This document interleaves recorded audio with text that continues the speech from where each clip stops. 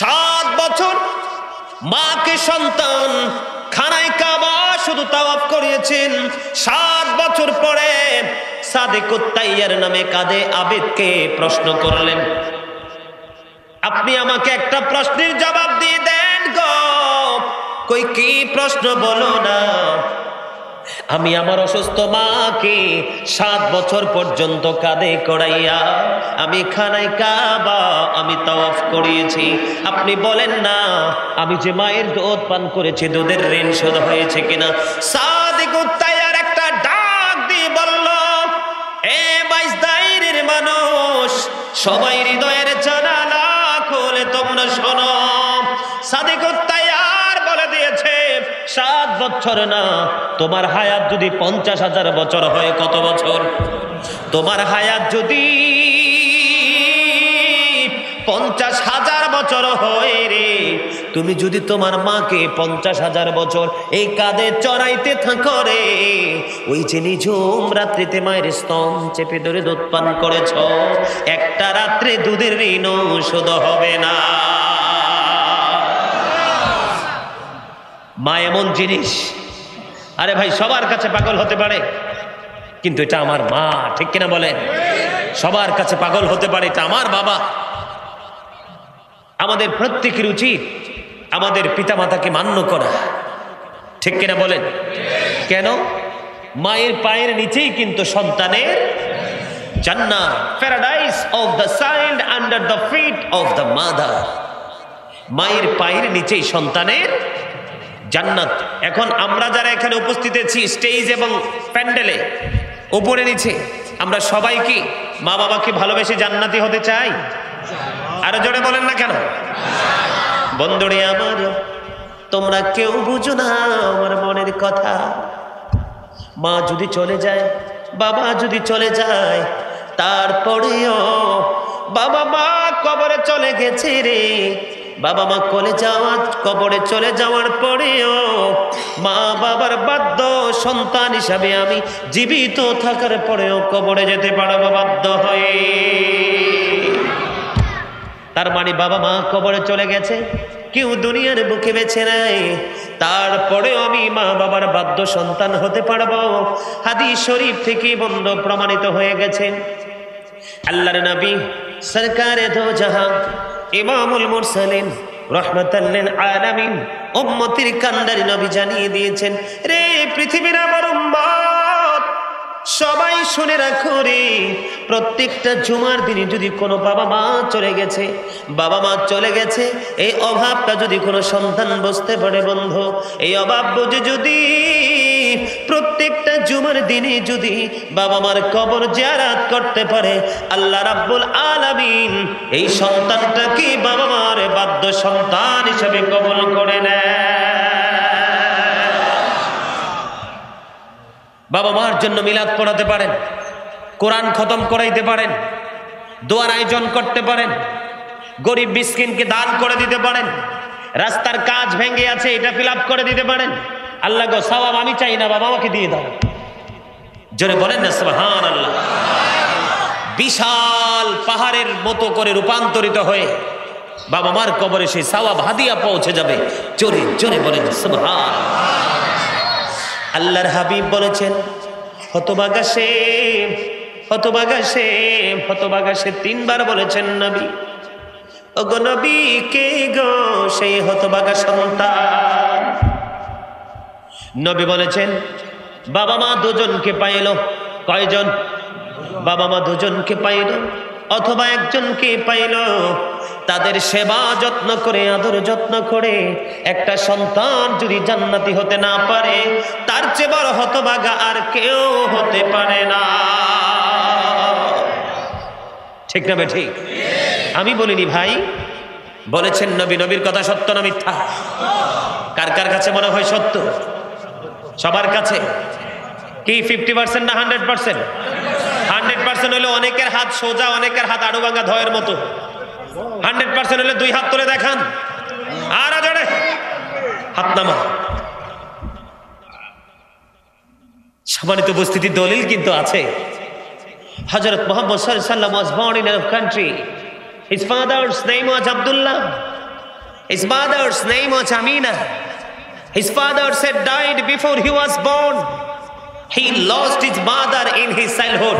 He was very truthful. জোরে জোরে বলেন সুবহানাল্লাহ। আমার নবী ছিলেন কি সত্যবাদী। অস্বীকার যে করবে তার ঈমান থাকবে না। যত জীবন আমল করবে সব ধ্বংস হয়ে যাবে। বন্ধুরে আমার বলতেছিলাম, ও বন্ধুরে ধরে জানালা খুলে তোমরা শোনো, মায়ের দিকে যদি কোনো সন্তান মায়ের নজরে একটা নজর দেয়, আল্লাহ খুশি হয়ে সন্তানের আমল নামায় একটা হজের সওয়াব দিয়ে দিবে বন্ধু। ইয়া রাসূলুল্লাহ, ইয়া হাবিবাল্লাহ, নবী গো, ও প্রাণের নবী, জানতে বড় মনে চাই গো, একবার মায়ের চেহারার দিকে যদি মায়ের নজরে তাকাইলে একটা হজের সওয়াব পাওয়া যায় গো। আমি যদি দৈনিক 100 বার নজর দেই, নবী বলেছেন 100 হজের সওয়াব দেওয়া হবে। মায়ের ভালোবাসা বড় নিয়ামত।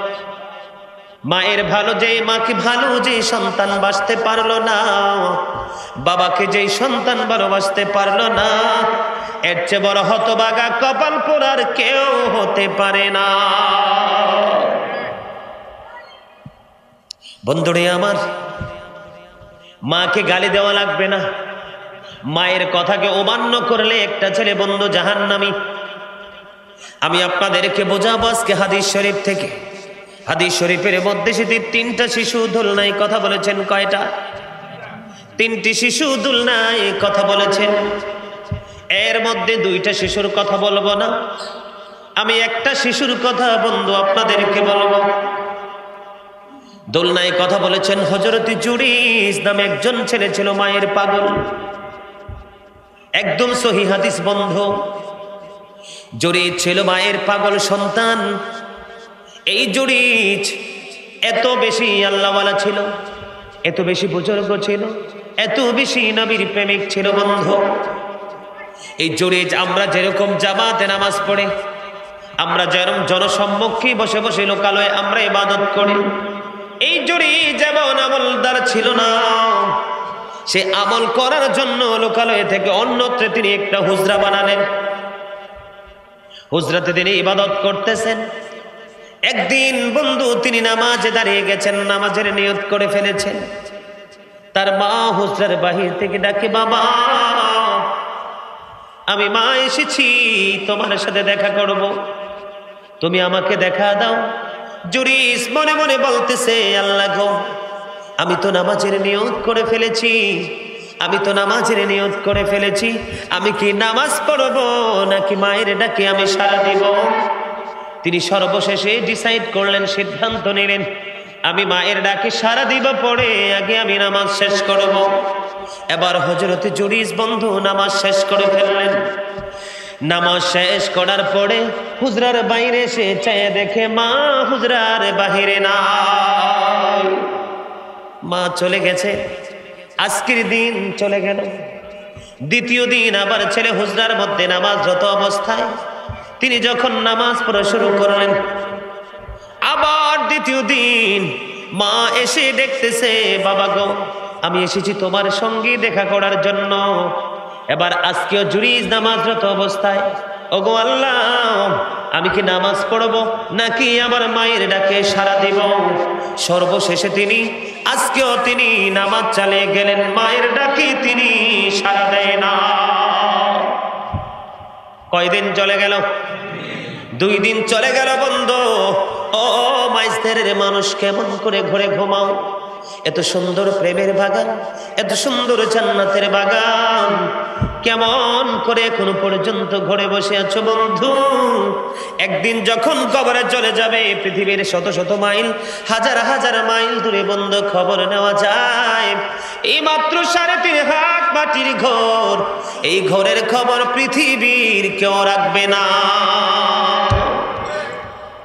চাইলেও খবর নেওয়া সম্ভব না বন্ধু। শিক্ষা দেখেন, এই পৃথিবীতে যতগুলো সন্তান মা বাবার অবাধ্য, এই পৃথিবীতে যতগুলো সন্তান মা বাবার কলিজায় আঘাত দেয়, পৃথিবীর সন্তানগুলো যারা মা বাবার কলিজা ভেঙে চৌচির করে দেয়, এই হাদিস শরীফের এই অংশ বন্ধু তাদের জন্য বড় ধরনের শিক্ষা।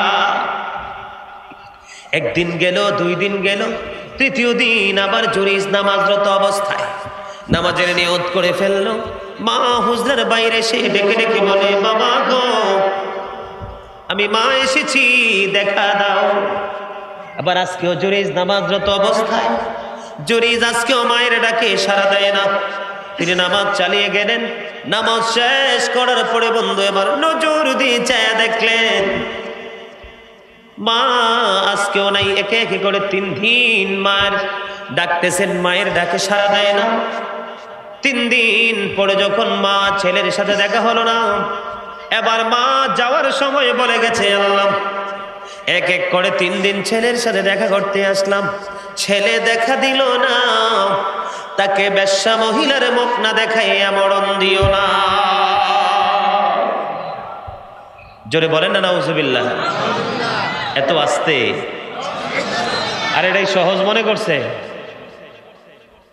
এটা কি সহজ কথা মনে করছে? আপনার নামাজ, রোজা, হজ, যাকাত, দান, সাদকা কোনো আমলের কোনো কমতি নাই। কিন্তু মা যদি নেগেটিভ দরখাস্ত আল্লাহর কাছে দিয়ে দেয়, সব বিফল। কথা বলেন না কেন? সব কি ধ্বংস। আপনার এই অর্থ, বিত্ত, প্রাচুর্য দিয়ে কোনো লাভ হবে না। ঠিক না বে ঠিক? কথা বলেন, আমার কথা কি ঠিক না বে ঠিক? সেই হাদিস শরীফের একটা অংশ, এটা কিন্তু অনেক বড়, আমি লাস্ট অংশটা আপনাদেরকে শোনাচ্ছি।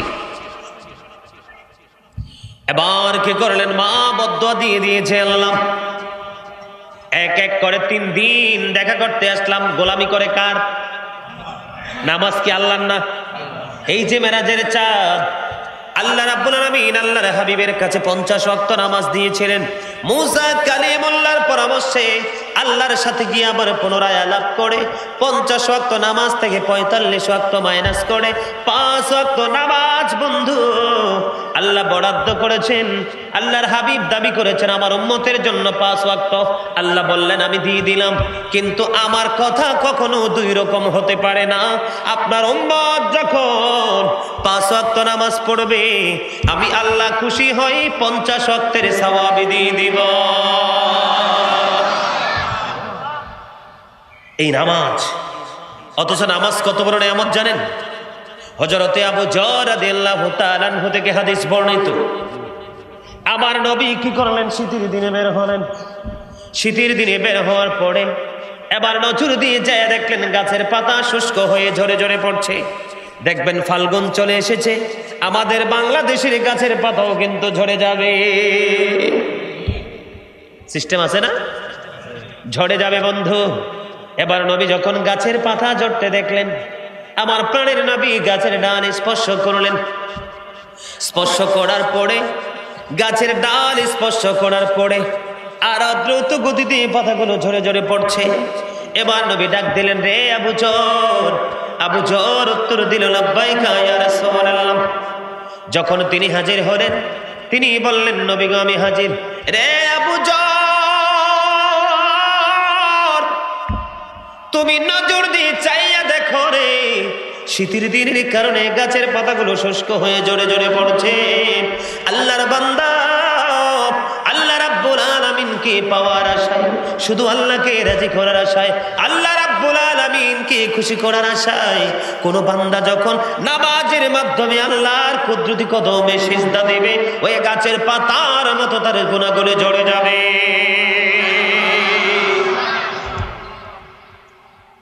নামাজ এত বড় নিয়ামত, সেই নামাজরত অবস্থায় জুরিজ।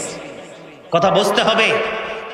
আমরা তো মনে করি মা বুড়া হয়ে গেছে, মার আর কাজ নাই। আরে মা তো বুড়া হয়েই তোমার বিপদে ফেলাইছে। কথা বলেন ঠিক না বে ঠিক? মা বুড়া হয়েছে মানে তোমার ইমানি পরীক্ষার ইন্টারভিউ শুরু হয়ে গেছে। কথা বলে না কেন? কারণ হাত পা থাকলে তো সে নিজের কাজ নিজে করতে পারে, তখন তোমার আর সাহায্যের প্রয়োজন। আমরা আমাদের বাংলাদেশে দেখবেন কিছু অসভ্য সন্তান আছে। কি সন্তান? অসভ্য সন্তান। বাবা মা সুস্থ থাকতে খাবার খাওয়ায় না। কি করে না? খাবার খাওয়ায় না। যখন বাবা মা অসুস্থ হয়ে যায়, এবার দেখবেন মাথার কাছে কত ধরনের খাবার। লাভ কি? মা তো খাইতে পারে না। আমার কথা কি ঠিক না? আপনারা কথা বলেন না কেন? মানুষ তো মনে করবো হুজুরের সামনে মনে হয় মানুষ নাই, অথচ অসংখ্য মানুষ। আমার কথা কি বাস্তব কথা না? তো এক বেশ্যা মহিলা, এবার কিছু অসভ্য লোকের ইন্ধনে বন্ধু ওই বেশ্যা মহিলা পাগল হয়ে গেছে জুরিজের চরিত্রে কলঙ্ক দেওয়ার জন্য। তার মানে মায়ের দরখাস্ত কবুল হয়ে গেছে। বন্ধুরে আমার, ওই বেশ্যা মহিলা জুরিজকে কলঙ্কিত করবে, অথচ জুরিজ অত্যন্ত বুজুর্গ আল্লাহওয়ালা। এবার কি করলেন বন্ধু? ওই যে বেশ্যা মহিলা জুরিজকে ফান্দে ফেলানোর জন্য চেষ্টা করতেছে। বেশ্যা মহিলা ব্যভিচারের মাধ্যমে সন্তান ধারণ করেছে। সন্তান যখন তার গর্ভে চলে আসলো, ধীরে ধীরে তার গর্ভের সন্তান বড় হতে লাগলো। মানুষ প্রশ্ন করতে শুরু করলো, এই সন্তান তুমি কোথায় পেয়েছো? এবার ওই মহিলা বলল, এই সন্তান আমি এনেছি ওই জুরিজ থেকে। জোরে জোরে বলেন না নাউজুবিল্লাহ। দেখছেন নি কোন জায়গার ঘটনা কোথায় যে লাগছে? কিও ভাই, এই হাদিস শরীফের মধ্যে বিন্দু পরিমাণ কোনো সন্দেহ নাই, সিয়াসিত্তার হাদিস, খুব স্ট্রং হাদিস। ছেলে মাকে গালিও দেয় নাই, বকাও দেয় নাই, গোমরা নজরেও মায়ের দিকে তাকায় নাই।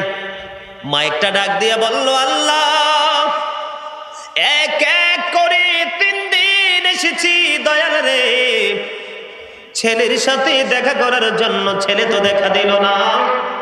বেশ্যা মহিলার চেহারা না দেখাইয়া তুমি মরণ দিও না। এদিক দিয়ে বেশ্যা মহিলা অন্য পুরুষের কাছ থেকে সন্তান আনছে। লোক যখন জিজ্ঞেস করলো, এবার বলল আমি চুরিজির কাছ থেকে আনছি। বন্ধ দেখবেন, চোরাই চুরি করলে কোনো দোষ হয় না। ইমাম সাহেব যদি একটু বাঁকা হয়ে বসে, এই দোষ ছড়ে যায় অল্প সময়ে। তার মানে নষ্ট মানুষের নষ্টমে নিয়ে মানুষ আলোচনা সমালোচনা করে না। ইমানদারের কোনো যদি খবর শোনে, এটা বন্ধু সত্য না মিথ্যা যাচাই না করে পাবলিশ শুরু হয়ে যায়। তেমনটি হয়েছে জুরিজের ক্ষেত্রে। এবার যখন মানুষ জানতে পারলো তৎকালীন সময়ে জুরিজ বেশ্যা মহিলার সাথে আলিঙ্গন করে তার গর্ভে সন্তান দিয়েছে, বন্ধু কি নির্মম ইতিহাস, কি নির্মম নিষ্ঠুরতারে বন্ধু। এবার মানুষগুণ দৌড়ে চলে গেল জুরিজের হুজরার কাছে। জুরিজের হুজরাটা মাটির ছিল, ওটাকে ভেঙ্গে চুরমার করে দিল, একবারে ভেঙ্গে বন্ধু গুড়িয়ে দিল। গুড়িয়ে দেওয়ার পরে এবার ওই সরল মন জুরিজ তার হুজরার মধ্যে ইবাদতরত অবস্থায় বন্ধ বসে আছে। মানুষগুলো দেখে গিয়ে প্রহার করতে শুরু করলো, তার মানে মারতে শুরু করলো, টেনে হেসড়ে তাকে তার হুজরা থেকে বের করে দিল। নাউজুবিল্লাহ বলতেন না? এবার জুরিজ বলতেছে, আমি কি দোষ করেছি? আমার অপরাধ কি? কেন আমাকে প্রহার করছো? একটু বলো। এবার জুরিজ বলতেছে, যখন প্রশ্ন করলো, এবার বলল, তোমাকে মারার কারণ হলো রে, তোমাকে প্রহার করার কারণ হলো তুমি ওই বেশ্যা মহিলার সাথে আলিঙ্গন করে ব্যভিচার করে তার গর্ভে সন্তান দিয়েছো। এবার জুরিজ বলল, আমাকে একটা ঘটি পানি দাও। এবার তাকে বন্ধ পানি দেওয়া হলো। তিনি সুন্দর করে ওযু বানাইলেন, ওযু বানাইয়া নামাজ পড়লেন। পড়ার পরে বললেন, তুমি বাচ্চাটা আমার কাছে নিয়ে এসো।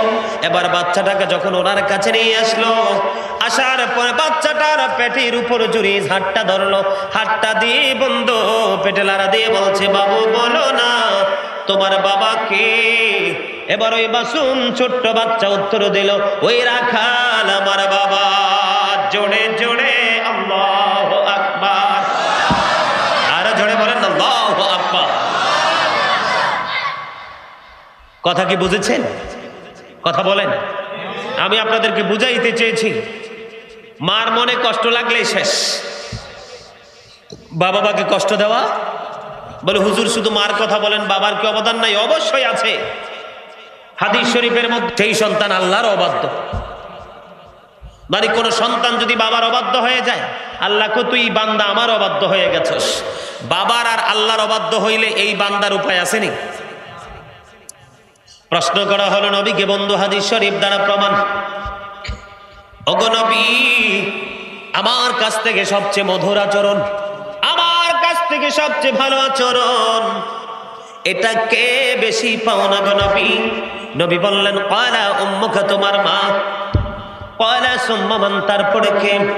ইয়া রাসূলুল্লাহ, ইয়া হাবিবাল্লাহ, নবী গো, ও প্রাণের নবী, জানতে বড় মনে চায়। ক্বালা উম্মুকা, নবী বলেছেন, তারপরে তিনি বলেছেন, ইয়া রাসূলুল্লাহ। ক্বালা সুম্মা মান, তারপরে কে? নবী বললেন, ক্বালা উম্মুকা, তোমার মা। ইয়া রাসূলুল্লাহ, ক্বালা সুম্মা মান, তারপরে কে গো? নবী বলেছেন, ক্বালা উম্মুকা, তোমার মা। এরপরে বলা হয়েছে, ক্বালা সুম্মা মান, তারপরে কে?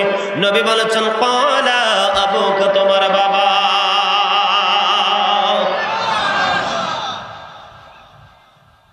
তিনবার কার কথা? একবার কার কথা? বাবার কথা। এই আদেশ কার? নবীর। হাদিস শরীফ, আল্লাহ রাসূল হাদিস শরীফের মাধ্যমে কি করে দিয়েছেন? বুঝিয়ে দিয়েছেন যে সবচেয়ে উত্তম ব্যবহার যদি তোমার করতে হয়, বাবা মার সাথে আগে করো। এই মিয়া, এখনকার ডিজিটাল বাংলাদেশের ফলাফল তো বিয়ের পরে শ্বশুরবাড়ির থেকে যদি ভালো একটা অ্যামাউন্ট পায়, বাবা মার আর খবর নাই। ঠিক কিনা বলেন? কিনা? জীবনে কোনো ওয়াজ, জীবনে কোনো বক্তা, জীবনে কোনো মসজিদের ইমাম সাহেব, জীবনে কোনো মুহাদ্দিস, জীবনে কোনো মুফতি একটা মিনিটের জন্য ওয়াজ করে নাই যে শ্বশুর শাশুড়ির পায়ের নিচে জামাইয়ের বেহেশত। কথা বলেন, শুনছেন? যত ডিজিটাল, যত আপডেট, যত মডিফাই হোক না কেন, জামাই, শ্বশুর শাশুড়ির পায়ের নিচে জামাইয়ের বেহেশত হবে না। মায়ের পায়ের নিচেই সন্তানের জান্নাত। ঠিক কিনা বলে? যত কিছু করেন আর না করেন, মায়ের কাছে যেতেই হবে। পাহাড় পরিমাণ আমল আপনার আছে, কিন্তু আপনি মাকে ভালোবাসতে পারলেন না, বাবাকে ভালোবাসতে পারলেন না, এটা দিয়ে কখনো আপনি জান্নাতে যেতে পারবেন? কথা বলেন, ঠিক কিনা বলেন? বলেন, শয়নে স্বপনে শুধু মা, তোমার কথা মনে হয়। বলেন, শয়নে স্বপনে শুধু মা, তোমার কথা মনে হয়। কতদিন দেখি না তোমার, ভুলে কি গেছো আমার, ভুলে কি গেছো আমার। আদর সোহাগ মাগো, আর কোথা পাবো, কারা চলে আমি নিজেকে জড়াবো। আদর সোহাগ মাগো, আর কোথা পাবো, কারা চলে আমি নিজেকে জড়াবো। কার কাছে ধরবো মিছে বায়না, তোমার মতো কেহ নাই। বলেন, শয়নে স্বপনে শুধু মা, তোমার কথা মনে হয়। আমার ভুবন জোড়ে শুধু দুঃখ জ্বালা, কে আর পরাবে আমায় সুখের সে মালা।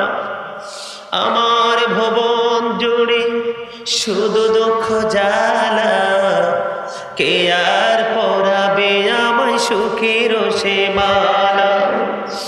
কপলে কে দেবে আর কাজলের টিপ, তুমি জেনে ধরায়।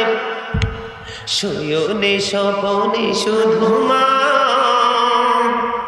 তোমার কথা মনে হয়। মারহাবা বলেন আরো জোরে। আপনারা গজল পছন্দ করেন না? না পছন্দ করে? একটু গাইলে কি হয়? ভাল লাগে? আমি তো বাংলা ভাষায় গাইছি, ইংলিশে কোনো গাইছিনি। বলতে পারেন না? আসলে সমস্যা হয়েছে কি, আমরা তো সবসময় এগুলো চর্চা করি না। ঠিক কিনা বলেন? আপনি যত বেশি স্টাডি করবেন, আপনার এক্সপেরিয়েন্সটা তত বেশি হার্ড হবে। কথা ঠিক না? ঠিক। তার মানে আপনার অনেক বেশি, আপনার আমার চর্চা থাকতে হবে। ঠিক কিনা বলেন? আরো জোরে বলেন, ঠিক না? ঠিক। বলেন, আমার মা নাই, আমার বাবা নাই, দয়াল রে দয়াল, আমার কি মা ডাকার সাদ নাই রে, আমার কি বাবা ডাকার সাদ নাই রে। ঘরে যাইয়া সবাই দেখে মা জননীর মুখ, বাবা যখন মাথায় হাত দে ভুলে যাই সব দুঃখ। ঠিক কিনা বলেন? বুঝবেন কি? প্রেম করতে পারলে না বুঝবেন বাবা মা যে কত বড় নেয়ামত। যারা বাবা মা হারাইছে তারা বোঝে তাদের পৃথিবীটা শূন্য। কত হাজার হাজার পুরুষের মুখ দেখা যায়, কিন্তু বাবার চেহারা কোথাও খুঁজে পাওয়া যায় না। অসংখ্য নারীদের চেহারা দেখা যায়, কিন্তু মাকে কোথাও খুঁজে পাওয়া যায় না। মা বাবার মতো অমূল্য সম্পদ যেই মা বাবার প্রেমিক সন্তানরা হারাইছে, তারা বোঝে তাদের জীবন থেকে কি যে হারিয়ে গেছে। পৃথিবীতে আপনার দুঃখ বোঝা আর কেহই নাই। আপনি দুঃখে পড়লে সেই আঁচল তলে নিয়ে আশ্রয় দিয়ে আপনাকে সান্ত্বনা দেওয়ার মতো পৃথিবীতে আর কেহ, পৃথিবীতে যা আছে সব আপনার থেকে ফায়দা লুটার মতো মানুষ আছে। ঠিক কিনা বলেন? বউকে যত দিবেন খুশি, না দিতে পারলেই ঝগড়া। কথা বলেন? সন্তানকে যত দিবেন ততই সন্তান পেয়ে খুশি, না দিতে পারলেই কিন্তু বাপ বেটার লড়াই শুরু হয়ে যাবে। একমাত্র নিঃস্বার্থ প্রেম পৃথিবীতে একটাই আছে, বাবা মা। কথা কি বুঝতেছেন? বন্ধুরে আমার, বলতে চেয়েছিলাম আরেকটা ছোট্ট আপনাদেরকে মেসেজ দিয়ে আমার আলোচনা মা বাবা থেকে ঘুরে অন্যদিকে চলে যাব। মুসা কালিমুল্লাহর নাম তো আপনারা সবাই শুনেছেন, যিনি আল্লাহর সাথে কথা বলেছিলেন তৌরে সিনাই গিয়ে। ঠিক কিনা?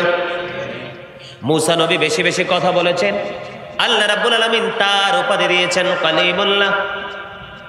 আর আপনার আমার প্রাণের নবী কি উপাধি দিয়েছেন? বন্ধু হাবিবুল্লাহ। আমার নবীর আগে যিনি পৃথিবীতে ছিলেন তার নাম হলো ঈসা রুহুল্লাহ। বন্ধুরে আমার, গভীর মনোযোগ। মাহফিলটা কিন্তু কিছুক্ষণ পরে শেষ হয়ে যাবে। কি হয়ে যাবে? কিছুক্ষণ পরে শেষ হয়ে যাবে রে। এই মাহফিল, আজকের মাহফিল অনেকের জন্য নাজাতের জরিয়া হয়ে যাবে। আবার কেউ ওই মাহফিল থেকে কোনো কিছুই বন্ধ নিতে পারবে না।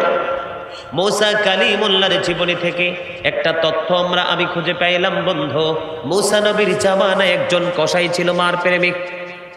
তার নাম হলো আলী বিন মুআফিক। এত বিশ্রী, এত কুশ্রী, এত বিশ্রী চেহারা। মুসা কালিমুল্লাহ আলী বিন মুআফিকের চেহারা দেখে তিনি আশ্চর্য হয়ে গেছেন। কি হয়ে গেছেন? কিছু বলবেন?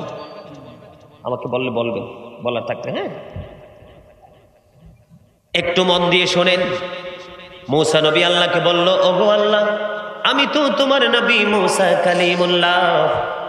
আমার সাথে আমার উম্মতের মধ্যে কে সর্বপ্রথম জান্নাতে বন্ধু হয়ে যাবে, আমি তাকে একটু দেখতে চাই। আল্লাহ রাব্বুল আলামিন ওই বন্ধু আলী বিন মুআফিকের ঠিকানা দিলেন। মুসা কালিমুল্লাহ আলী বিন মুআফিককে দেখতে গেলেন। যাওয়ার পরে যায়া দেখলেন তিনি একজন কসাই, গোশত বিক্রি করে। মুসা কালিমুল্লাহ দেখে আশ্চর্য হয়ে গেছে। মুসা নবী অবাক হয়ে গেছে। রে আলী বিন মুআফিক, তোমার জীবনে কি এমন আমল আছে রে? কি এমন ইবাদত তুমি করেছো যে আমলের কারণে আল্লাহ রাব্বুল আলামিন তোমাকে আমি মুসার বন্ধু বানাইছি? কি এমন আমল করেছো?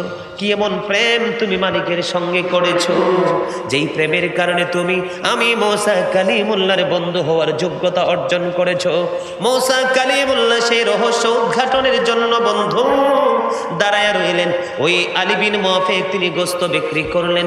গোশত বিক্রি করতে করতে বন্ধু একটুখানি গোশত মায়ের জন্য প্যাকেট করে রাখলেন। গোশত বিক্রি করা শেষ হলো। ওই আলী বিন মুআফিক তার বাড়ির দিকে রওনা দিলেন। সঙ্গে সঙ্গে মূসা কালিমুল্লাহ তার বাড়িতে গেলেন। যাওয়ার পরে দেখলেন মূসা কালিমুল্লাহ আলী বিন মুআফিক এই গোস্তগুলো বন্ধু রান্না করলো। এই গোস্তগুলো রান্না করার পরে বড় মাকে পরিষ্কার পরিচ্ছন্ন করে রুটি বানাইয়া খাওয়াইলেন। খাওয়ানোর পরে এবার মূসা কালিমুল্লাহ তার সব কিছু তিনি লক্ষ্য করতেছেন, রহস্য কি, কেমন করে এত বুজুর্গ সে অর্জন করলো। এবার তিনি কি করলেন, যখন পেশরমে গেলেন বন্ধু, তিনি যখন পরিষ্কার পরিচ্ছন্ন হবেন, সারাদিন পরিশ্রম করেছেন, গোস্ত বিক্রি করেছেন। এবার মূসা নবী চাইয়া দেখে, ওই মূসা কালিমুল্লাহ চাইয়া দেখে আলী বিন মুআফিকের মা আল্লাহর দরবারে হাত তুলে বন্ধু দোয়া করতেছেন, ওগো আল্লাহ তুমি আমার এই সন্তানকে মূসা নবীর বন্ধু বানাইয়া জান্নাতে দিও। আর জোরে বলেন না সুবহানাল্লাহ। সুবহানাল্লাহ বলতে কষ্ট হয়। সুবহানাল্লাহ ওয়ালহামদুলিল্লাহ লা ইলাহা ইল্লাল্লাহ সুবহানাল্লাহ ওয়ালহামদুলিল্লাহ লা ইলাহা ইল্লাল্লাহ লা ইলাহা কুরসি লৌহ কলম সৃষ্টি জাহান ও শিলা, আরশি কুরসি লৌহ কলম সৃষ্টি জাহান ও শিলা, যে আল্লাহ খুশি হইয়া নাম রাখলেন হাবিবুল্লাহ সুবহানাল্লাহ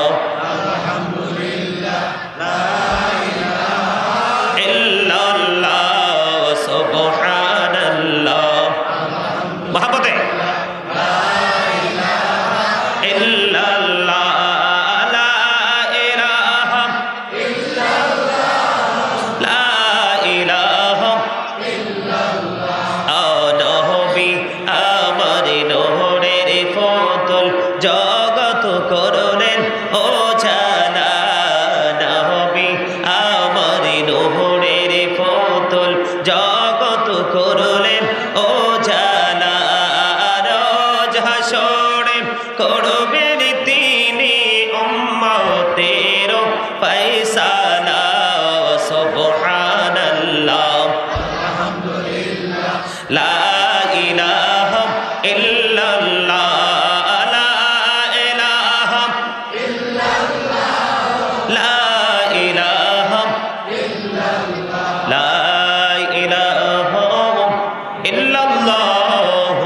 মুহাম্মাদুর রাসূলুল্লাহ সাল্লাল্লাহু আলাইহি ওয়াসাল্লাম।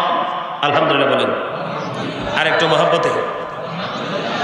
মূসা নবী দেখতে পাইলেন বন্ধু মা দোয়া করতেছে আল্লাহর কাছে।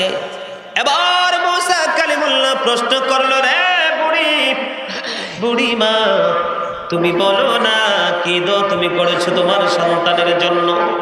আমার সন্তান আমাকে এত ভালোবাসে রে, এত মহব্বত করে, আমি আল্লাহর কাছে দোয়া করে দিয়েছি আল্লাহ যেন আমার সন্তানকে মূসা কালিমুল্লাহর বন্ধু বানাইয়া জান্নাতে দেয়।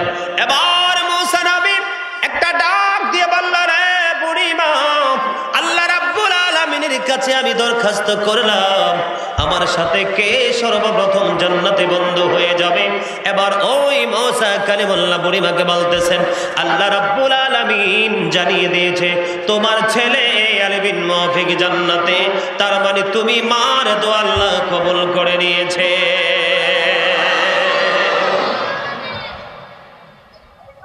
এইরকম ভাবে যদি মাকে ভালোবাসতে পারে, বাবাকে ভালোবাসতে পারে, তাহলে নামাজ, রোজা, হজ, যাকাত, দান, সাদকা যত কিছু সব কাজে লাগবে। আমি সব জায়গা ঠিক রেখেছি কিন্তু বাবা মার সাথে আমার ভালো সম্পর্ক নেই, এই ঠিক দিয়ে আমার কোনো ফায়দা। কারণ মায়ের পায়ের নিচে সন্তানের জান্নাত। আপনি জান্নাতের চাবি হাতে থাকলে লাভ হবে কি? জান্নাত যদি খুঁজে না পান, কথা বলেন ঠিক না বে ঠিক? জান্নাতের চাবি নিয়ে কোনো লাভ আছে? আপনাকে আগে জান্নাত খুঁজে বের করতে হবে, আর জান্নাত খুঁজে বের করতে পারলেই কিন্তু আপনার চাবি কাজে। জান্নাত পাইলেই জান্নাতের গেট পাবেন, আর গেট পাইলেই গেটে তালা পাবেন। তালাতে চাবি লাগালে দরজা কি হয়ে যাবে? ওপেন হয়ে যাবে, তখনই আপনার আমার পক্ষে জান্নাতে যাওয়া সম্ভব হবে। ঠিক কিনা বলেন? সম্মানিত উপস্থিতি, বর্তমান যুগে, বর্তমান প্রেক্ষাপটে বাংলাদেশে সন্তানরা স্বজন প্রীতি এত বেশি করে যেই স্বজনের মধ্যে বাবা মার তালিকা নাই। কথা বলেন না কেন? আল্লাহ যেন আমাদের সবাইকে বাবা মার ভালোবাসা, বাবা মার প্রেমিক সন্তান হিসেবে কবুল করে নেয়। সকলে বলুন আমিন। আরো জোরে। আমার সাথে কি আপনারা সবাই একমত? সবাই সবাই আলহামদুলিল্লাহ বলেন। মা বাবাকে ভালোবাসা রাজি আছেন সবাই? বাবা মা নাই তো কি হয়েছে, হাদিয়া পাঠাবেন, এটাও কিন্তু মা বাবার ভালোবাসার মধ্যেই গণ্য হবে। অন্য কোনো দিন যদি যাইতে না পারেন, শুক্রবার দিনে বাবা মার কবরের পাশে গিয়ে জিয়ারত করবেন। আটলান্টিক মহাসাগরের মধ্যে পড়ে একটা মানুষ জীবন বাঁচানোর জন্য যেমনি ভাবে হাহাকার করে, ঠিক কবরবাসীরাও কিন্তু কবরের মধ্যে ঠিক সেইভাবে হাহাকার করে। ঠিক কিনা বলেন? আপনার আমার এই তাদের জন্য হাদিয়া বিশাল এক সাপোর্ট তাদেরকে দিয়ে দেয়। আমরা যেন বাবা মার প্রেমিক হতে পারি, দুনিয়া যারা আছে তাদেরকে ভালোবাসতে পারি, যারা চলে গেছে তাদেরকেও ভালোবাসতে পারি। আর বিশেষ করে আরেকটা সমস্যা কিন্তু আমাদের মাঝে আছে, সেটা হলো বাবা মা হোক আর আপন স্বজন হোক, অসুস্থ হইলে কিন্তু আমরা তার কোনো খবরই। গত কিছুদিন আগে কুমিল্লাতে এক মা মারা গেছে। কথা শোনেন, মা কি মারা গেছে কিন্তু তার সন্তান তার কাছে নাই, ফ্যামিলির স্বজন কেউ তার কাছে নাই। সন্তান আইসা দেখে মা ঘরে মইরা রইছে। কথা বলেন, আমার মা অসুস্থ, আমি ঘুরতে যেতে পারি? কথা বলেন। সম্মানিত উপস্থিতি,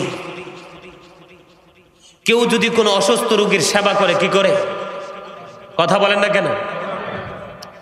কেউ যদি হাদিস শরীফের মধ্যে এসেছে, কেউ যদি কোনো অসুস্থ রোগীর সেবা করে, সে যদি সকালবেলা সেবা শুরু করে, আল্লাহ রাব্বুল আলামিন কত বড় নিয়ামত বরাদ্দ করেছেন। 70,000 ফেরেশতা এই সেবাকারীর জন্য আল্লাহর কাছে মাগফিরাত কামনা করে। আরো জোরে। যদি কেউ বিকালবেলা সেবা শুরু করে, তাহলে বিকাল থেকে 70,000 ফেরেশতা তার জন্য আল্লাহর কাছে মাগফিরাত কামনা করে। বন্ধুরে আমার, শুধু তাই নয়, এই বাড়ি থেকে ওই বাড়িতে গেলা তুমি সকালবেলা, তোমার আপন স্বজন, তোমার পড়শি অসুস্থ হয়ে পড়ে আছে, তুমি সকালে ঘর থেকে বের হয়েছো, বিকাল হয়ে গেছে, এখনো পর্যন্ত বন্ধু তুমি ঘরে ফিরতে পারো নাই। আল্লাহর হাবিব বলে দিয়েছেন, তুমি তো রোগী দেখতে যাও নাই, তুমি যেন জান্নাতি ফল কুড়াইতে গিয়েছ। সকাল থেকে বিকাল পর্যন্ত, বিকাল থেকে পরদিন সকাল পর্যন্ত কোনো মানুষ অসুস্থ মানুষের খবর নেওয়া মানি, অসুস্থ মানুষকে দেখতে যাওয়া মানি সে জান্নাতি ফল কুড়ানো। এই নিয়ামতগুলো থেকে আমরা বঞ্চিত, কারণ আমরা সেগুলো জানি না। কথা বলেন ঠিক কিনা? আর এদের মধ্যে যদি বাবা মা হয় তাহলে তার কোনো বিকল্প। সম্মানিত উপস্থিতি, মক্কাতুল মুকাররমায় মায়ের এক পাগল সন্তান 7 বছর মাকে পিঠে করে খানায় কাবা তাওয়াফ করিয়েছেন। 7 বছর মাকে সন্তান খানায় কাবা শুধু তাওয়াফ করিয়েছেন। 7 বছর পরে সাদেকুত তাইয়ার নামে কাদে আবেদকে প্রশ্ন করলেন, আপনি আমাকে একটা প্রশ্নের জবাব দিয়ে দেন গো। কই কি প্রশ্ন বলো না। আমি আমার অসুস্থ মাকে 7 বছর পর্যন্ত কাঁধে করাইয়া আমি খানায় কাবা আমি তাওয়াফ করিয়েছি, আপনি বলেন না আমি যে মায়ের দুধ পান করেছি দুধের ঋণ শোধ হয়েছে কিনা। সাদিকুত তাইয়ার একটা ডাক দিয়ে বলল, এ বাইজদাইরের মানুষ, সবাই হৃদয়ের জানালা খুলে তোমরা শোনো। সাদিকুত তাইয়ার বলে দিয়েছে, 7 বছর না, তোমার হায়াত যদি 50,000 বছর হয়, কত বছর? তোমার হায়াত যদি 50,000 বছর হয় রে, তুমি যদি তোমার মাকে 50,000 বছর এই কাঁধে চড়াইতে থাকো রে, ওই যে নিঝুম রাত্রিতে মায়ের স্তন চেপে ধরে দুধ পান করেছ, একটা রাত্রে দুধের ঋণও শোধ হবে না। মা এমন জিনিস, আরে ভাই সবার কাছে পাগল হতে পারে, কিন্তু এটা আমার মা, ঠিক কিনা বলেন? সবার কাছে পাগল হতে পারে, এটা আমার বাবা। কথা কি বুঝছেন? আরো লম্বা আলোচনা আমি করব না, মা বাবাকে নিয়ে আলোচনা করলে শেষ হবে না। আপনারা বুঝেন না আল্লাহ রাব্বুল আলামিন কোরআনের মধ্যে কি বলেছেন? আল্লাহ বলেছেন তোমরা আমার ইবাদত করো আর আমার সাথে কোনো কিছুকে শরীক করিও না। তার পাশে কিন্তু বাবা মাকে যুক্ত করে দিয়েছেন। আল্লাহর কোরআনে বাবা মাকে আল্লাহ তুলে দিয়েছেন। এটা কত বড় ভয়ঙ্কর কথা। ঝরে যায় নবী গো আপনার ভালোবাসায়, জান্নাতে নসিব হয়ে যায়। আল্লাহুম্মা সাল্লি আলা মাওলানা মুহাম্মদ ওয়া আলা আলিহি মাওলানা মুহাম্মদ। মরণ যেদিন আসবে তোমার, কেউ হবে না সাথী, আদার ঘরে থাকতে হবে, কেউ দিবে না বাতি। আল্লাহুম্মা মহব্বতে মাওলানা মুহাম্মদ ওয়া আলা আলিহি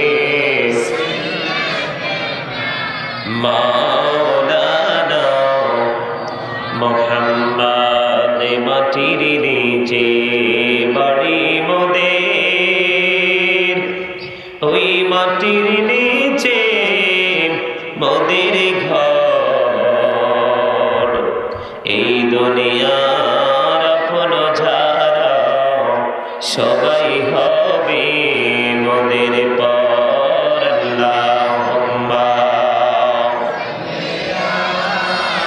সাইয়্যিদিনা মুহাম্মদ ওয়া আলা আলিহি সাইয়্যিদিনা মুহাম্মদ। লা ইলাহা ইল্লাল্লাহ, লা ইলাহা ইল্লাল্লাহ, লা ইলাহা ইল্লাল্লাহ, লা ইলাহা ইল্লাল্লাহ। এই রে কত সুন্দর মদিনা, কেমনে যাব জানি না। এই রে কত সুন্দর মদিনা, কেমনে যাব জানি না। হায়রে দয়া করো দয়াল আল্লাহ, দয়া করো নাও গো সোনার মদিনা। লা ইলাহা ইল্লাল্লাহ, লা ইলাহা ইল্লাল্লাহ। হায়রে নামাজ রোজা ছাইরো না, মা বাবাকে ভুইলো না। হায়রে জান্নাতে বাসী হইতে চাইলে, জান্নাতে বাসী হইতে চাইলে প্রাণ ভরে কর সাধনা। লা ইলাহা ইল্লাল্লাহ, লা ইলাহা ইল্লাল্লাহ, লা ইলাহা ইল্লাল্লাহ, লা ইলাহা ইল্লাল্লাহ, লা ইলাহা ইল্লাল্লাহ মুহাম্মাদুর রাসূলুল্লাহ সাল্লাল্লাহু আলাইহি ওয়াসাল্লাম। আল্লাহ আল্লাহ আল্লাহ আল্লাহ আল্লাহ আল্লাহ আল্লাহ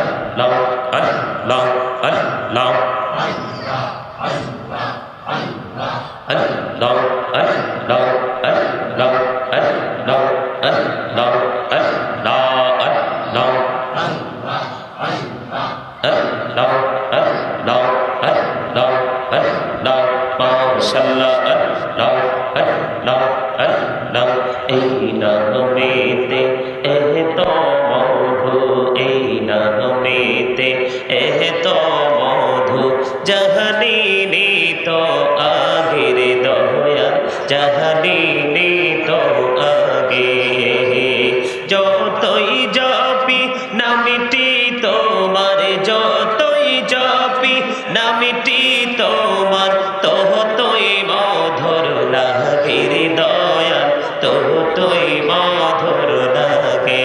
আল্লাহ আল্লাহ আল্লাহ আল্লাহ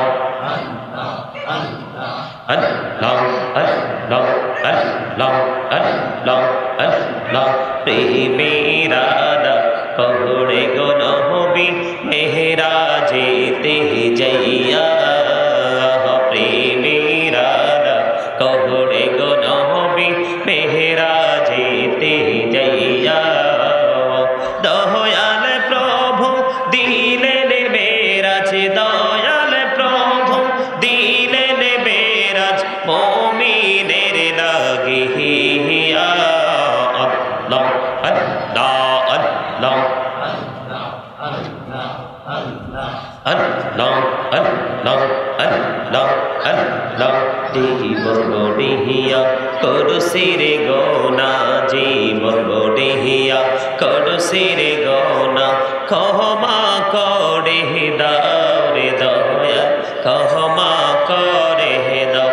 হায়রে গোনাহ গলিম ক্ষমা করিয়া, গোনাহ গলিম ক্ষমা করিয়া, কবুল করে নাও রে দয়াল, কবুল করে নাও।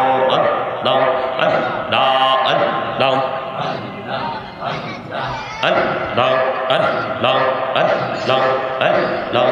এলাহ দো রিহিয়ার মাঝে, এলাহ দো রিহিয়ার মাঝে, কিসের করো খেলা, পিছের দিকে চাইয়া দেখো, পিছের দিকে চাইয়া দেখো, ডুবে যায় তোর বেলা রে। আল্লাহ আল্লাহ আল্লাহ লা ইলাহা ইল্লাল্লাহ মুহাম্মাদুর রাসূলুল্লাহ সাল্লাল্লাহু আলাইহি ওয়াসাল্লাম। সম্মানিত মুআজ্জিজ মুহতারাম, সম্মানিত উপস্থিতি, আসসালামু আলাইকুম ওয়া রাহমাতুল্লাহি ওয়া বারাকাতুহু। ওয়া আলাইকুম আসসালাম ওয়া রাহমাতুল্লাহ। আজকে দক্ষিণ মাসনাইর গোদারাঘাট এলাকাবাসীর উদ্যোগে 2 দিন ব্যাপী 13তম বার্ষিক ওয়াজ ও দোয়ার মাহফিলের আয়োজন করা হয়েছে, ঠিক না? কথা বলেন। আপনারা অনেককে এখানে মনে হয় অসুস্থ, এখন বলবেন না হুজুর আমরা অসুস্থ না, তাইলে বলবো আপনারা ক্ষুধার্ত। কে বলে না হুজুর আমরা ক্ষুধার্ত না, তাইলে বলবো আপনারা কৃপণ। না হুজুর আমরা কৃপণও নই, তাহলে কি মনে করব আপনারা অহংকারী? কথা বলেন, অহংকারী? কে কে অহংকারের পক্ষে আছেন? অহংকারের পক্ষে হাত তোলেন তো। নাই না? মাশাআল্লাহ, মোটামুটি চালাক আছেন সবাই। সামনের দিকে আগায় বসেন সবাই, সবাই পিছনটা খালি করে থাক, সামনে চলে আসেন সবাই, একদম সুন্দর করে। যারা আসবে পিছে বসবে, সবাই সামনে চলে আসেন। এই তো চমৎকার, সবাই সামনের দিকে চলে আসেন, যেন আপনার উপর দিয়ে আরেকজন সামনে আসতে না পারে। কথা কি বুঝতেছেন? সম্মানিত উপস্থিতি, রাস্তাঘাটে যারা আছেন, আর না ভাই এরার গর্জে এরাই কি কন, আমার তো ডাকার দরকার নাই, কারণ হের খবর কবরের হিসাব হে দিবে, আমার কবরের হিসাব আমি দিব, ঠিক কিনা বলেন? আরো জোরে। দুনিয়ার সব প্রেম বোঝে, আল্লাহর গোলামির প্রেম বোঝে না, এটা আবার কোন পাগল? কথা ঠিক না ভাই? দুনিয়া সব বুঝে, শুধু বুঝে না আল্লাহকে। দুনিয়ার সব চিনে, শুধু চিনে না পরকালকে। কথা বলেন ঠিক না ভাই? ঠিক। আপনারা যারা উপস্থিত হয়েছেন, এই যে মিয়া ভাই, এখানে বসে কিন্তু কথা বলা যাবে না। Stop your mouth everybody.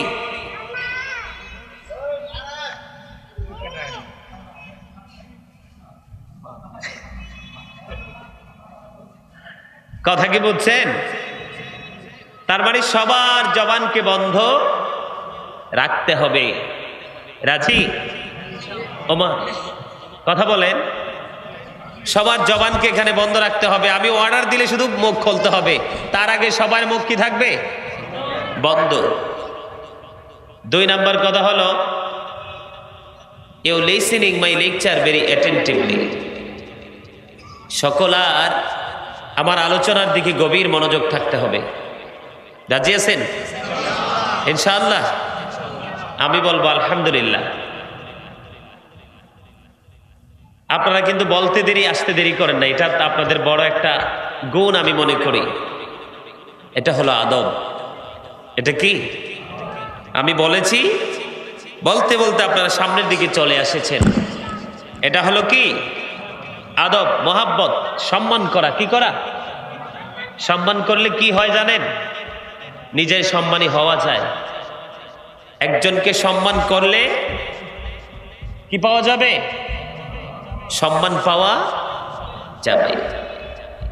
তবে আলেমদেরকে সম্মান করলে ব্যতিক্রম কিছু পাওয়া যাবে। এই কি হয়েছে তোমরা? এদিক দিয়ে একজন বসেন তো, লাঠি নিয়ে বসেন। এদিক দিয়ে একজন লাঠি নিয়ে বসেন। এরা যেন এদিক দিয়ে আইসে ওই দিক দিয়ে যাইতে না পারে।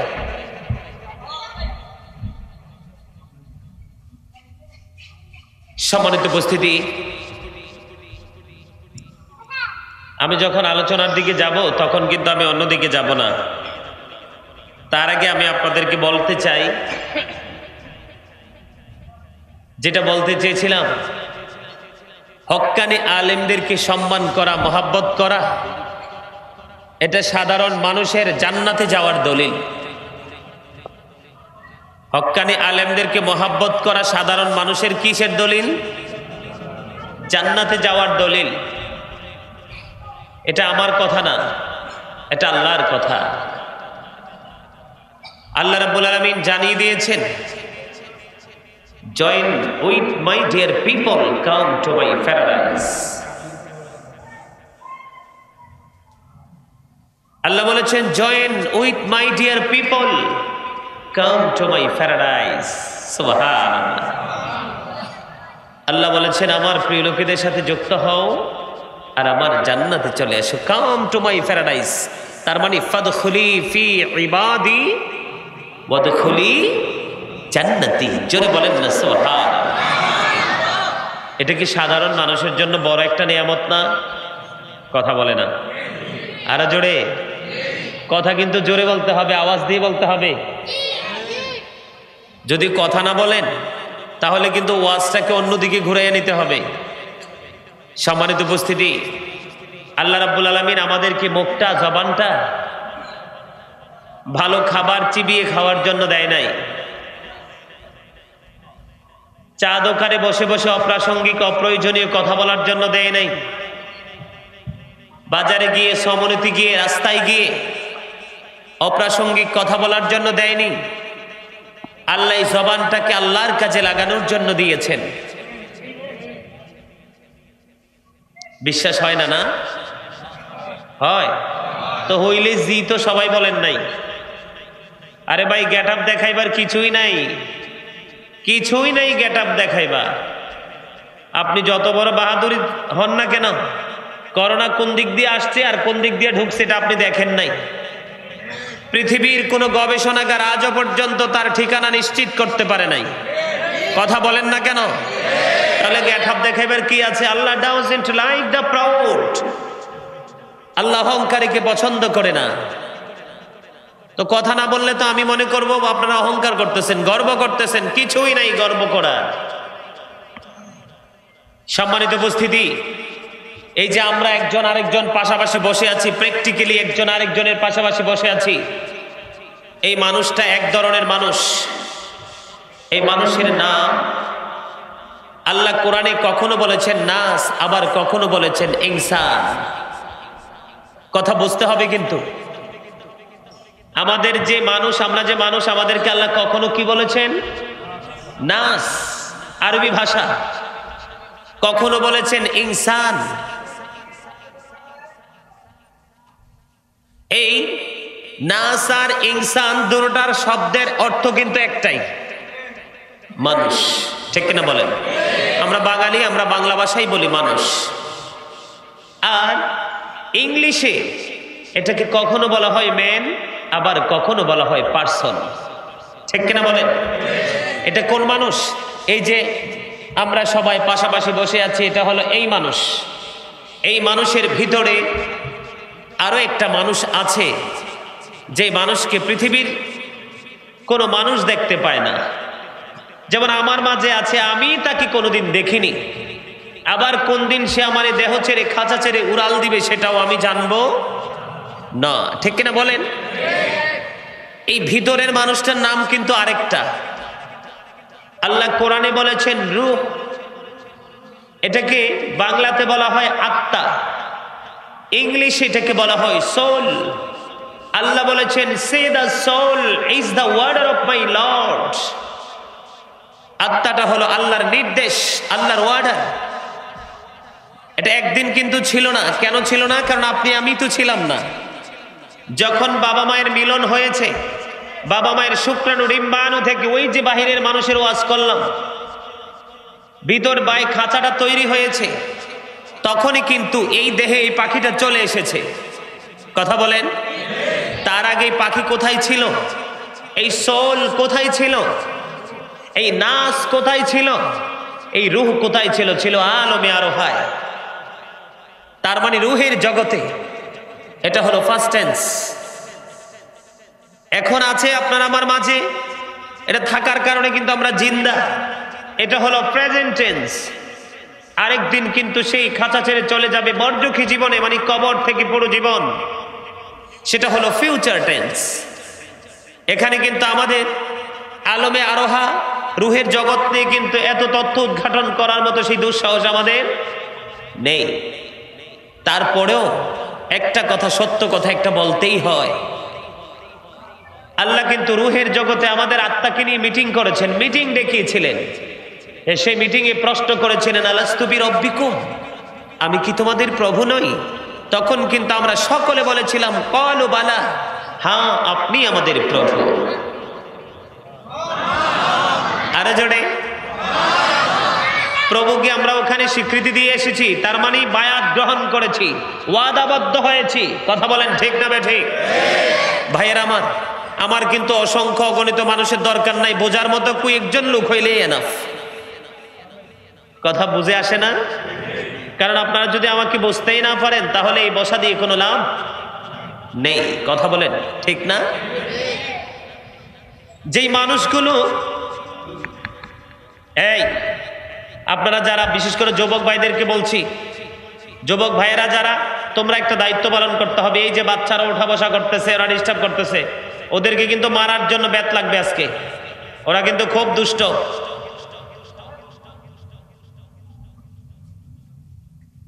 আর বিশেষ করে আপনাদেরকে বলেছিলাম, কিন্তু এই জায়গাটা একটু ফিল আপ করে দেন। যুবক ভাইদেরকে বলছি, যারা বুঝেন তোমরা চলে এসো না, সামনে চলে এসো, এদিকে আসো। এই জায়গা, আমার সামনের জায়গাটা ফিল আপ করে দাও, পিছনটা খালি করে থাক, ওরা পিছনে নাচানাচি করো। তোমরা আমার এই সামনের জায়গাটা ফিল আপ করে দাও, সামনে আসো। সামনের জায়গাটা যখন ফিল আপ করে দিবে, ওরা আর কি করতে পারবে না। আসো এদিকে, এদিকে চলে এসো, কর্নারে চলে আসো না, এদিকে চলে আসো। সম্মানিত উপস্থিতি, আল্লাহ রাব্বুল আলামিন, আমরা সেই প্রশ্নের জবাব ওখানে দিয়ে এসেছি। যেই মানুষগুলো সেখানে এত সুন্দর প্রশ্নের জবাব দিয়ে এসেছে, সেই মানুষগুলোকে আল্লাহ অত্যন্ত চমৎকার ভাবে সৃষ্টি করেছেন। ঠিক না? কোরআন শরীফের 30 পারায় সূরা 3 খুলে দেখেন, খলাকাল ইনসানা ফি আহসানি তাকবীর। আল্লাহ বলেছেন মানুষকে আল্লাহ সুন্দর করে সৃষ্টি করেছেন। আসমান জমিন চন্দ্র সূর্য 18,000 মাখলুকাত, 80,000 আলম, অত্যন্ত চমৎকার মধ্যে চমৎকার করে তার মাঝে আল্লাহ মানুষকে সৃষ্টি করেছেন, যেটাকে ইংলিশে বলা হয় বিউটিফুল শেপ। কথা বুঝে আসছে? কথা বুঝেন নাই? মানুষ যখন একটা কোনো কিছু যখন আবিষ্কার করে, কোনো কিছু যখন গঠন করে, তখন কিন্তু মানুষ বলে তার শেপটা খুব সুন্দর, এরকম না? মানুষকে আল্লাহ কি করেছেন? সুন্দর করে সৃষ্টি করেছেন। 2 নাম্বার হলো কোরআন শরীফের 30 পারায় সূরা ইনফিতর আরেকটা সূরা আছে। ওই ইনফিতরের মধ্যে আল্লাহ রাব্বুল আলামিন আরো সুন্দর করে বলেছেন, ফি আই সূরাতিন মা শাআ রাক্কাবাক। আর জোরে আরেকটু মহব্বতে, আল্লাহ ক্রিয়েটেড দ্য মাইন্ড। আল্লাহর মন মতো করে আমাদেরকে সৃষ্টি করেছেন। এর চেয়ে চমৎকার কথা কি আর কিছু হতে পারে? কথা বলেন, পারে? এখন আপনাদের কাছে আমার প্রশ্ন, আল্লাহর মন মতো করে সৃষ্টি করেছেন, সুন্দর করে সৃষ্টি করেছেন, আমরা কি আল্লাহর মন মতো মতো চলতেছি? ব্যাপার কি ভাই? তোমরা কথা বলো কেন? তোমাদের জন্য সমস্যা কি? হাসি, কথা বলার ইচ্ছা থাকলে আইসে গো টু ইউর সিট। বাহিরে বাহিরে। আরে বিয়া, 360 দিন 59 দিন তো হাসবা, তামাশা করবা, খেলবা। এই বাগান আগামীকালকে আর হবে না। এই বাগান আগামীকালকে হবে না। কামার শুধু চিনে লোহা, আর স্বর্ণকার চিনে স্বর্ণ। ঠিক কিনা বলেন? প্রেমিক বুঝবে এই জায়গার শান যে কত মহা। আমি আগেই বলি, আপনাদের যদি ভালো না লাগে, এটা ঢাকার শহর। কোন শহর? ঢাকার শহরে আছে শুধু টাকা। প্রেম ভালোবাসার যথেষ্ট অভাব। আপনারা রাগ হন আর খুশি হন, ঢাকার শহরের মানুষ চিনি শুধু টাকা। প্রেম বোঝে না, প্রেম বোঝে না। আরে ঢাকাই তো, একই তো কথা। সম্মানিত উপস্থিতি, মনে রাখবেন, দ্য ভার্চুয়াস আর হ্যাপি, ধার্মিকরাই সুখী। The rich are not always happy. ধনীরা কিন্তু সব সময় সুখী না। ধনীরা কি সব সময় সুখী নয়। তবে আল গিনা গিনা নফস, প্রকৃত ধনী হলো আত্মার ধনী। আত্মার ধনী কিন্তু অলওয়েজ হ্যাপি।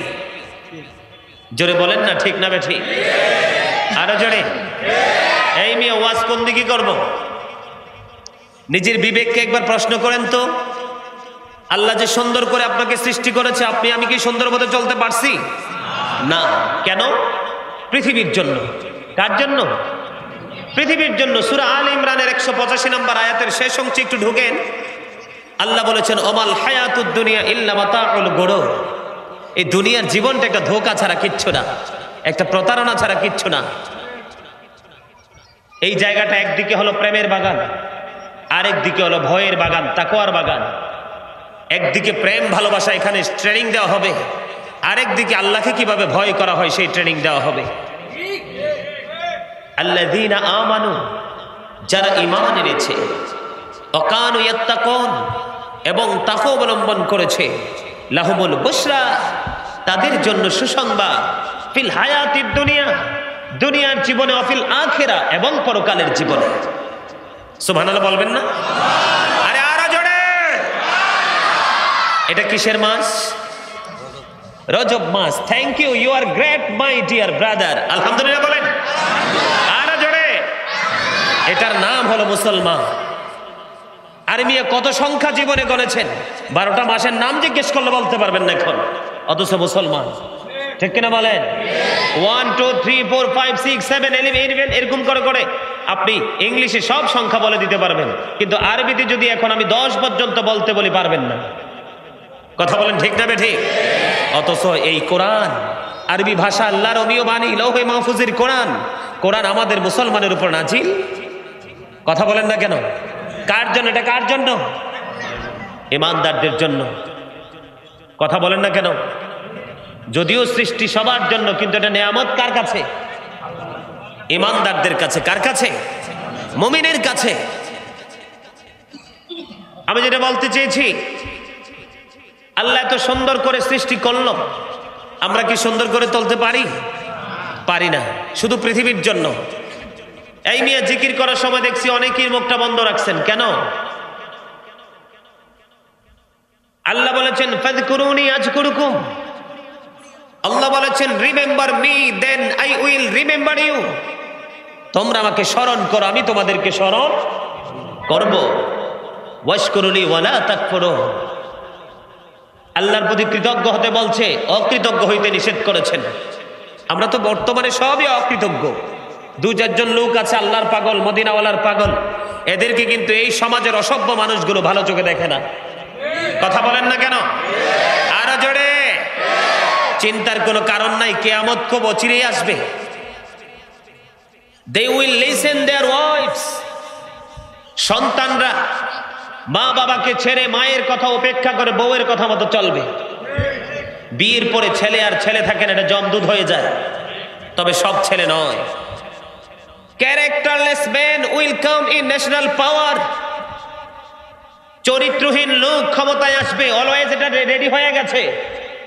ঠিক না বেঠিক? ম্যাক্সিমাম জায়গা অসভ্য লোকের ক্ষমতা। এটা অন্য কিছু নয়, সৃষ্টির জন্য, জাতির জন্য, পৃথিবীর জন্য অভিশাপ। এটা কিয়ামতের আলামত। কথা কি বুঝতেছেন? কথা বলেন। The music and musical instrument will be increased. কিয়ামতের পূর্বক্ষণে গান বাদ্যযন্ত্র বেড়ে যাবে। অলরেডি এটা প্রচার প্রসার বেড়ে গেছে। কথা বলেন না কেন? এটাও কিয়ামতের আলামত। অনেক বেশি দৌলত বেড়ে যাবে, অনেক বেশি সম্পত্তির মালিক হবে মানুষ। তবে দৌলত গুলো হালাল উপার্জনের না, সুদ, ঘুষ, অন্যায়, অত্যাচার, ব্যভিচার, জুলুম, নির্যাতনের দ্বারা উপার্জিত অর্থ। কথা বলেন। আজকের কয়টা মানুষের টাকা আছে হালাল? আমার কথা কি বুঝতেছেন? মসজিদ গুলোর মধ্যেও চলতেছে রাজনীতি। বাংলাদেশের ম্যাক্সিমাম মসজিদের সভাপতি বলেন, সেক্রেটারি বলেন, ক্যাশিয়ার বলেন, মোতাল্লি বলেন, দুইটার চারটার মধ্যে যেই কোনো একটা অসভ্য আছে। কথা কি বোঝেন নাই? ইমাম সাহেব চাইলেও সত্য কথা বলতে পারে না, কারণ যদি সত্য কথা বলে তার চাকরি আছে না নাই? এগুলো চলতেছে কিনা? কথা বলেন। আরো সবচেয়ে বড় নষ্ট, সবচেয়ে বড় কষ্টের কথা হলো কিয়ামতের পূর্বক্ষণে পৃথিবীতে সবচেয়ে লয়েস্ট, সবচেয়ে নিকৃষ্ট, সবচেয়ে লোকাল প্লেসের মানুষ হবে আমাদের মতো আলেমরা। নাউজুবিল্লাহ বলেন। আরো জোরে। প্রশ্ন করবেন না বলে হুজুর কেন? একটু আগে কিন্তু আমি বলেছি যে হক্কানি আলেমদের সাথে প্রেম জান্নাতে যাওয়ার দলিল। আমি বলি নাই, আল্লাহ বলেছেন। ঠিক কিনা বলেন? আরো জোরে। কিন্তু এখন আমার নবী বলেছেন কিয়ামতের পূর্বক্ষণে সবচেয়ে নিকৃষ্ট, যাদেরকে ক্যারেক্টারলেস ম্যান বলা হয়, ক্যারেক্টারলেস পিপল বলা হয়, সবচেয়ে নষ্ট চরিত্রের হবে আলেমরা। নাউজুবিল্লাহ। জোরে বলেন না নাউজুবিল্লাহ। আজকে আপনারা দেখেন, অনলাইনে দেখেন, ইউটিউবে দেখেন, সোশ্যাল মিডিয়াতে দেখেন, ইন্টারন্যাশনাল মিডিয়াগুলোতে দেখেন, এবং প্র্যাকটিক্যালিও পাড়ায় পাড়ায়, মহল্লায় মহল্লায় এগুলো প্রসারিত হচ্ছে যে নিজ নিজ স্বার্থের জন্য মন গড়া বয়ান দিয়ে সাধারণ সরল মনা মানুষগুলোকে বিভ্রান্ত করে দিচ্ছে। ঠিক কিনা বলেন? আজকে সব এক জায়গায় থাকতে পারলেও আলেমরা এক জায়গায় থাকতে পারছে। কেউ হক কথা বলছে, তারটা এক্সেপশনাল নয়। কেউ হক কথা বলছে না, তারটা এক্সেপশনাল। কারণ মিথ্যেবাদীরা কিয়ামতের পূর্বক্ষণে সম্মান পাবে। কারা? যারা মিথ্যে কথা সাজিয়ে গুছিয়ে বলতে পারবে, এদের জন্য কি সম্মান সমাজে বৃদ্ধি পাবে। এটাও কিন্তু কিয়ামতের আলামত। জোরে বলেন না নাউজুবিল্লাহ। সম্মানিত উপস্থিতি, আজকে আমি কয়েকটা বিষয় নিয়ে আপনাদের সামনে আলোচনা করব। তার আগে আমি আরো কিছু কথা বলবো। আপনারা কি বিরক্ত হন নাকি শুনতে ভালো লাগে? মনে রাখতে হবে, লবণ ছাড়া যেমন খাবার স্বাদ হয় না, তেমনি প্রেম ছাড়াও কোরআন হাদিস মজা লাগে না। যাদের কাছে কোরআন হাদিসের কথা ভালো লাগে, মনে রাখতে হবে তারা আল্লাহ এবং আল্লাহর হাবিবের প্রেমিক। সম্মানিত উপস্থিতি, একটু সময় মন দিয়ে শুনবেন, তারপরে আমি আমার মূল আলোচনায় যাব। আল্লাহ রাব্বুল আলামিন কোরআনে বলেছেন, ইন্নাল্লাহা সারিউল হিসাব। আল্লাহ is quick to take account. আল্লাহ হিসাব গ্রহণে অত্যন্ত তৎপর। ইন্নাল্লাহা শাদীদুল ইকাব। আল্লাহ পানিশমেন্ট ইজ সেভিয়ার। আল্লাহ শাস্তি দানেও কঠোর। ইন্না বাতশা রাব্বিকা লাশাদীদ। দ্য সিজিং অফ আল্লাহ ইজ ডিফিকাল্ট। আল্লাহর ধরাও খুবই শক্ত। কথা কি বুঝে আসতেছে? আল্লাহ ধরবেও খুব শক্তভাবে। হিসাবও নিবে খুব শক্তভাবে, সাজাও দিবে খুব কঠিনভাবে। সম্মানিত উপস্থিতি, এই পৃথিবীর বুকে কিন্তু আমরা বিপদে পড়লে সহযোগী খুঁজে পাই, অভাবে পড়লে কোনো ধনী আত্মীয় স্বজন পাশে দাঁড়িয়ে যায়, অসুস্থ হলে কিন্তু ট্রিটমেন্টের জন্য ডাক্তার খুঁজে পাওয়া যায়, সর্বশেষ কষ্টের অবসান মৃত্যুর মাধ্যমে হয়ে যায়। কথা কি বুঝেছেন? মানে দুঃখ কষ্ট আর ভাগ দেওয়ার মতো কেউ নাই। এবার একটা রাস্তা খোলা আছে, সেটা হলো মৃত্যু। আল্লাযী খালাকাল মাউতা ওয়াল হায়া, আল্লাহ জীবনও দিয়েছেন, মরণও দিয়েছেন। কথা বলেন না কেন? নাকি আমি কুমিল্লা থেকে আসতে দেখে পছন্দ হয় না? পছন্দ না হইলে এখনই ম্যাগ ছেড়ে দিব, পছন্দের হাজ হুজুর বসাই দিব। কথা বলেন। কারণ মুসল্লিরা ওয়াজ পছন্দ না করলে ওয়াজ করার কোনো ইখতিয়ার নেই, হাদিস শরীফ থেকে নিষেধ। আলোচনা কি শুনবেন সবাই? আরো জোরে বলেন। তাইলে মাঝে মাঝে একটু কথা বলতে হবে, আওয়াজ দিতে হবে, প্রাণ খোলে। রাজি? দেখেন কত হার্ড কথা, কত ভয়ঙ্কর কথা। ধরবেও খুব শক্তভাবে, হিসাবও নেবে খুব শক্তভাবে, সাজাও দিবে খুব কঠিন ভাবে। তবে সবচেয়ে দুঃখের কথা হলো কি জানেন? নারী বলেন, পুরুষ বলেন, যুবক বলেন, যুবতী বলেন, এই পৃথিবীতে টেলিফোন দিয়ে, পিস্তল ঠেকিয়ে, লাঠিয়াল দাঁড় করিয়ে, ঘোষ দিয়ে কোনো না কোনো অবৈধ রাস্তা খুঁজে পাওয়া যায়। যায় না? যায়। কিন্তু কিন্তু মরার পরেরটা পুরো ব্যতিক্রম। আল্লাহ বলেছেন কি? ওয়াইদাল কুবুর বুসিরাত আলিমাত নাফসুম মা কদ্দামাত ওয়া আখরাত। আরো জোরে। ইলেকশনের সময় দিন আছেন, অমুক ভাইয়ের চরিত্র ফুলের মতো পবিত্র, হে বেটা ঠিক মতো নামাজ পড়ে না, একত্ব। কথা কয় না কেন? একটা গজা নাইলে একটা জিলাপি, ঠিক নেই? আর না হয় পাতলা খিচুড়ির জন্য কত অসংখ্য অগণিত মিথ্যা কথা, ঠিক কিনা বলেন? আরো কি নাচ্চা নাচ্চা সিলাই সিলাই, ঠিক কিনা বলেন? কিন্তু মাহফিলে আসলে, মসজিদে গেলে দুর্বলতা। এটা আসলে বোকার কাজ। কার কাজ? মনে রাখতে হবে, মাহফিল যদি ভালো না লাগে আপনাকে মনে রাখতে হবে আপনার কাঁধে শয়তান চড়ছে। নামাজ যদি ভালো না লাগে আপনার মনে করতে হবে আপনাকে শয়তানি ধোঁকা দিচ্ছে। কারণ শয়তান ভালো কাজ পছন্দ করে না, তার পছন্দ হলো শুধু নষ্ট খারাপ কাজ। আল্লাহ বলেছেন কবরটা যখন ওপেন হয়ে যাবে, কি হয়ে যাবে? ওপেন হয়ে যাবে, উন্মুক্ত হয়ে যাবে। প্রত্যেকে আমরা জানতে পারবো কে কি করেছি আর কি করিনি। বলেছেন কে? তখন কিন্তু আর সাক্ষীর কোনো প্রয়োজন নেই, ঠিক কিনা বলেন? কে রামান কাতিবিন কাঁদে বসিয়া,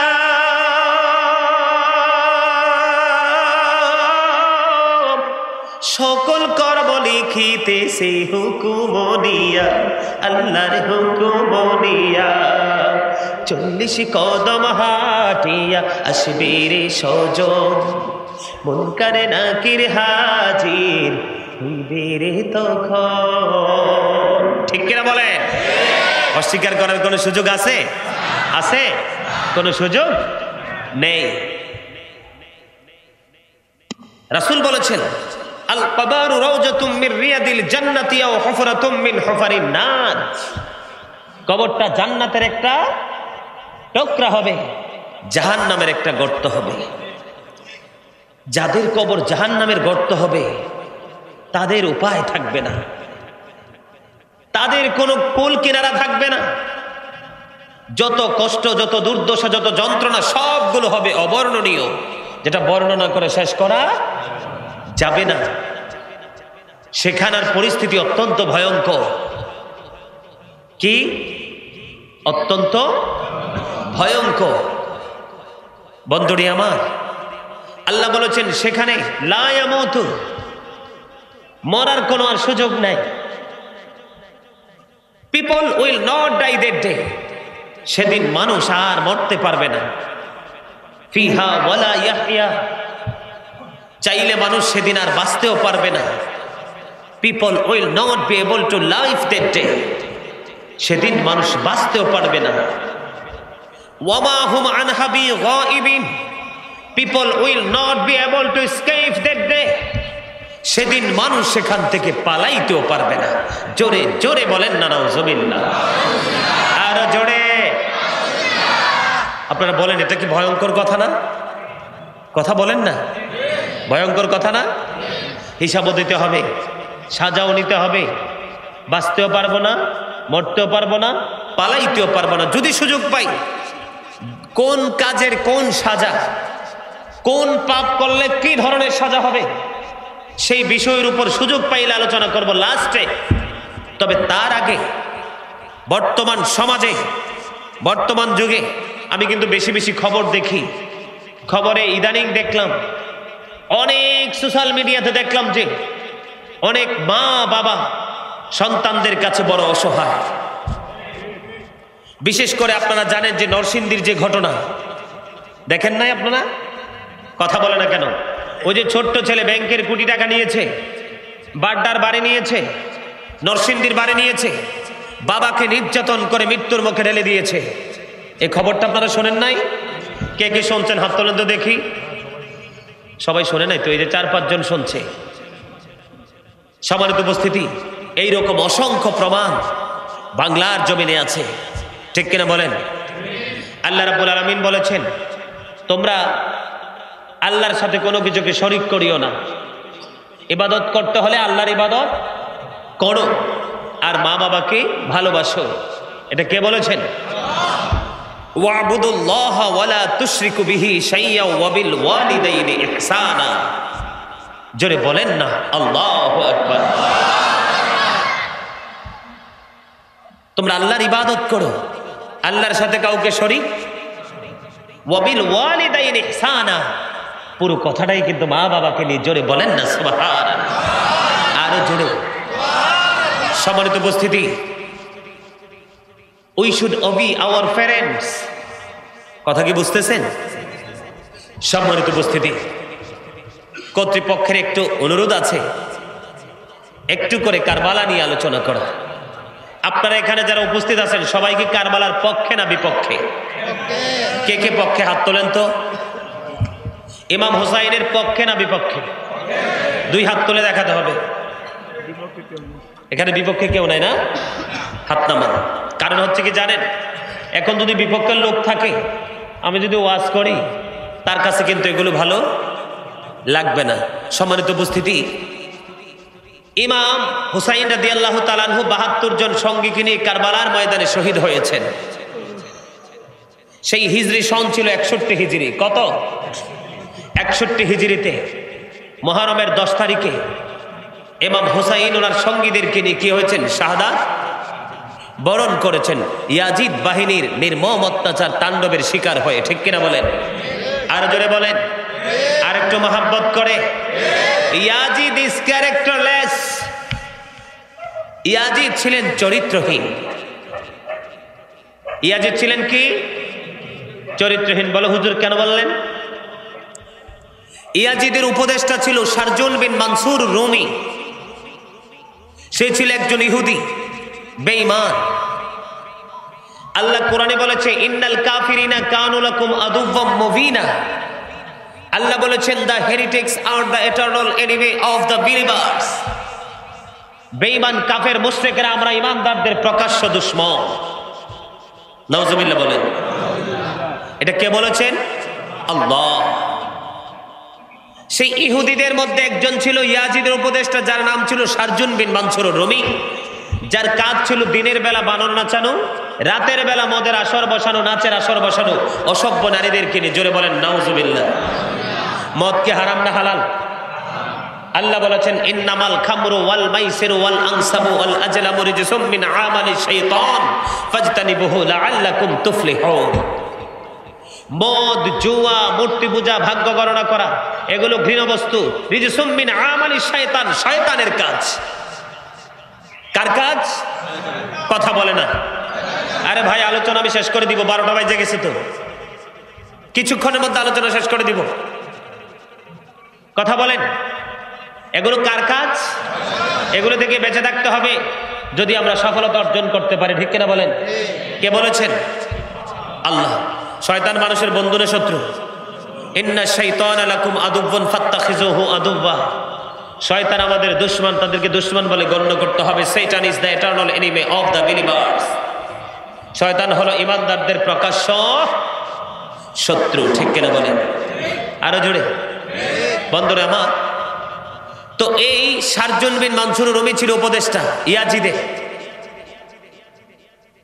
আপনারা জানেন না 63 হিজরিতে মদিনায় প্রায় 700 সাহাবীকে তারা কতল করেছেন।